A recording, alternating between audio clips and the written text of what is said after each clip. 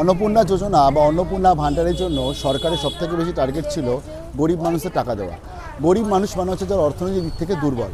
এবার এই যে গরিব মানুষকে বা আজকে যাদের অর্থনৈতিক থেকে খুব যারা সচ্ছল, এটা বিচার করবে হচ্ছে ভেরিফিকেশান। কিন্তু অনলাইনে যারা আবেদন করেছে তাদের মধ্যে অনেকেরই কিন্তু ভেরিফিকেশান হয়নি, অফলাইনে আবেদন করেছে, ভেরিফিকেশান হয়েছে, অনেকেরই পেমেন্ট আসছে না। আজকে আমি দাঁড়িয়ে আছি একটা দোকানের সামনে দাঁড়িয়ে আছি এবং তিনি দেখতে পাচ্ছেন রাস্তায় একদম টেবিল পেতে ফুল বিক্রি করছে, পার্মানেন্ট কোনো দোকানও নয়। এই সমস্ত মানুষদের যাদের বিশেষ করে কোনো অর্থনৈতিক দিক থেকে সচ্ছলতা নেই, তাদের সবথেকে বেশি দরকারি অন্নপূর্ণা যোজনা। তারা কি পাচ্ছে? এখনও অবধি কি টাকা এসছে?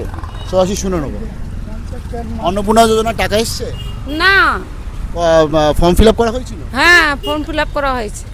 আপনি কি করেন? ফুলের দোকান। হ্যাঁ। আর আপনার হাজবেন্ড?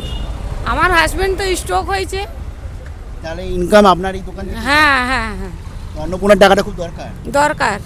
রেশন কার্ডে রেশন পান? হ্যাঁ, রেশন কার্ডে রেশন পান? না, ওই 2 কেজি করে পাই। তাতে চলে সংসার? কি করে চলবে?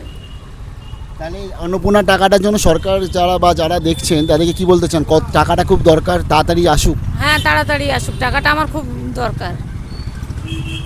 তারপরে বুঝতে পারলেন আজকে আমি রাস্তার দোকানে দাঁড়িয়ে রয়েছি এবং যারা টাকা পায়নি তারা কিন্তু অলরেডি কথা বলতে শুরু করেছে এবং তারা অনেক কটা মানুষই রয়েছে এরকম পরিমাণে যারা এখনও অবধি টাকা পায়নি, বাট তারা ডিজার্ভিং ক্যান্ডিডেট।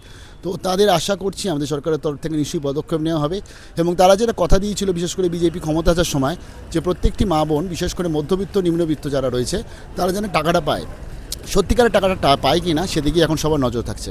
ভালো থাকবেন। পরবর্তী আরও একটা আপডেট নিয়ে চলে আসি। State in the RG take.